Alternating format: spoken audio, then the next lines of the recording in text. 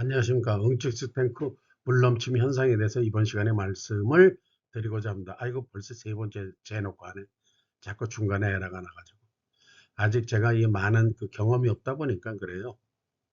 이 옆에 친구는 저희 집에 와서 한 8개월 됐던 친구인데 소리라고 말티즈 업둥인데 1월 4일 날 별이 됐어요. 저희 집에 와서 한 8달 동안 있다가 한 2주 전부터 아파가지고 협착증이라는 거 걸렸는데 참 병원에도 가보고 했는데 뭐 어떻게 방법이 없더라고. 딱 뭐 수술하려면 돈 천만 원 이야기하더라고.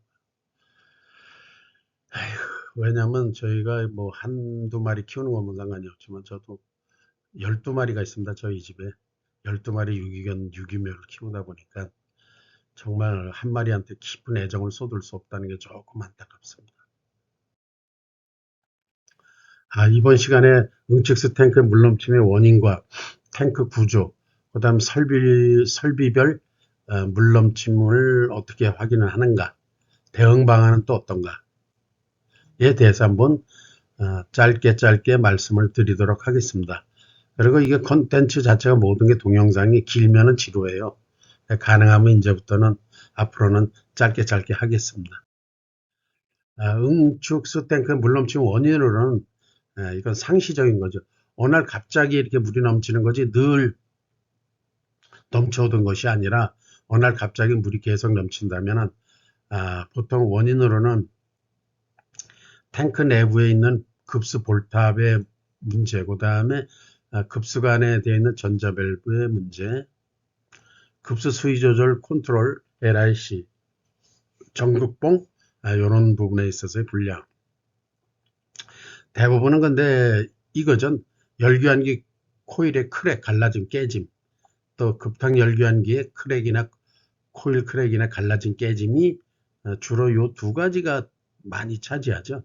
그리고 특별한 경우는 서브가 두 개 있는데 기계실이 그 서브에서 넘어오는 응축수 탱크에 보일러실 탱크에 물이 찼을 때 이 레벨을 연동시키지 않으면 오버플로가 일어날 수밖에 없다는 거죠. 탱크 두 개가 있는데 저쪽 서브에서 넘어오는 물이 이쪽 메인에 있는 탱크에 물이 없어야 되는데 차여 있을 때 고수위를 유지하고 있을 때 물이 넘어오면 물넘침이 발생할 수밖에 없다는 거죠. 그래서 두 탱크를 레벨 연동을 시켜야 됩니다. 이럴 때. 응축수 탱크의 일반적인 구조도를 보면 급수 밸브 있죠. 보충수 탱크, 보충수 배관, 메이크업 오터라 그러죠. 볼탭이고 여기에 이제 수동으로 급수 밸브도 있지만 자동도 있어요. 여기 솔 밸브라 해서 전자 밸브를 달아가지고 요 전자 밸브와 전극봉을 연동해 가지고 여기에 컨트롤러가 있으면 이렇게 해가지고 하는 방법도 있고 그 다음에 일반적으로 그냥 단순하게 전극봉하고 여기에 솔 밸브를 연동으로 해서 E1, E2, E3를 해가지고 접지 그 다음에 저수위 기동 그러니까 기동이라는 게 급수 밸브를 솔 밸브 같으면 열어주는 거죠. 그 다음에 여기 정지 그 다음에 물 넘친 오버플로우 배가 요게 일반적인 응축수 탱크의 구조입니다. 요거는 이제 뚜껑 점검구 뚜껑이라고 볼 수 있죠. 그러면 확인하는 방법은 어떠하냐? 우리가 요 급수 밸브 같은 거나 솔 밸브가 됐으면 뚜껑을 열고 요 볼탭을 이렇게 만져보면 됩니다. 이거 열어보면 누수가 되면 지지직 소리가 나면서 새요. 이거 물이 찼을 때도. 그래서 확인할 수가 있고 그 다음에 전극봉하고 연동됐을 때는 요 솔 밸브하고의 연동 부분이기 때문에 요 부분에 이상이 있으면은 전극봉하고 솔 밸브에서 요 솔 밸브에 이물질이 끼거나 솔 밸브가 마모되면은 누수가 일어날 수 있습니다. 그 다음에 가장 큰 거는 응축수 배관 부하 설비에서 넘어오는 거죠. 아까 서두에 말씀드렸다시피 열교환기, 코일, 판형이나 쉘앤튜브 타입 같은 데서 열교환기가 워터엠에서 깨지면은 누수가 일어날 수밖에 없습니다. 여기에 이제 그 쉘앤튜브 다관식 열교환기죠. 여기에 이제 보면 여기 프렌치에 그저 확관해가지고 이렇게 관이 이렇게 돼가지고 돌아오는데 이 응축수가 고여 있을 때 여기에 밸브가 온도가 올라서 차단이 되면은 이 안에가 진공이 걸려요. 진공이 걸려가지고 응축수가 나가다 스톱을 하죠. 그러면 다시 이 온도가 떨어져 이 밸브가 열리면, 증기 공급 밸브가 열리면 이 워터함마, 잔류되어 있는 응축수 워터함마가 치게 되죠. 워터함마. 그래서 깨지게 됩니다. 워낙 그 힘이 있기 때문에. 이 워터 증기의 유속이 보통 우리가 25m per sec를 보거든요. 그러니까 엄청 빠른 속도인데 거기에 물이 있으면 증기가 가가지고 치면은 이 벽에, 그러니까 벽이 아니라 파이프 내 동관 파이프, 보통 이렇게 동관으로 되어 있는데 동관 파이프 내벽을 때리면 깨지죠. 그 충격에 의해서.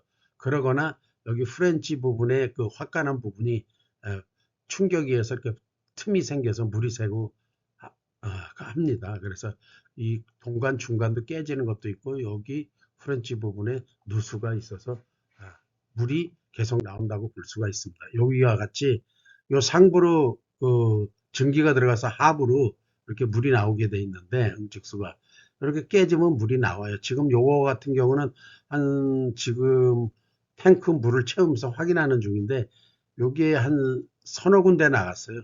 보니까 한 세 군데 정도. 급탕 탱크인데 예, 쉐렌 튜브 타입이죠. 요거는 탱크를 만들어 가지고 이 속에다가 코일을 집어넣은 거죠. 가열 코일. 또 확인하는 방법은 저렇게 뜯어보거나 소리를 들어봐도 알아요. 스팀을 집어넣고 보면은 쨍쨍쨍쨍 이렇게 쇳소리가 나요. 그렇게 확인하는 거. 아니면 여기 그 바이패스, 트랩 바이패스 중에 평소에 공급하지 않을 때 이렇게 뜯어서 분리해 보면 되죠. 여기나 이렇게 뜯어보면 벌써 볼트 몇 개 풀면 물이 질질질 새요. 그럼 코일이 터졌다고 봐야죠. 여기 바이패스, 응축 스트랩 바이패스를 열어보면. 또 이렇게도 만들어요. 우리가 이거 한국 스파이렉 사코에서 저거 안 봅니다. 이 부분은 필요 없어도 요 바이패스 요 전단, 여기 전단 부분이나 후단 부분에 이렇게 드레인 밸브를 만들면은 요 트랩이 이상이 있거나 뭐 이렇게 부하 설비에서 누수가 일어나는 걸 확인할 수가 있어요. 이런 식으로 바이패스를 만들면은 바이패스가 필요 없습니다. 이 바이패스가 사실 필요 없는 그 배관이거든요. 그래서 이 바이패스를 없애고 이러한 식으로도 바이패스를 꾸민다. 요것도 괜찮더라고요. 제가 예전에 군의사 했을 때 한번 이렇게 만들어 봤는데 굳이 바이패스를 이렇게 틀어서 할 필요가 없습니다. 만약에 그러면 고장나면 뭐 새 걸로 한다든가 요 중간에 뭐 후렌치라든가 이런 것을 유니언을 해서 배관으로 바로 연결했고 요 밸브로 증기를 줄여서 트랩 역할을 할 수 있도록 만들어도 돼요.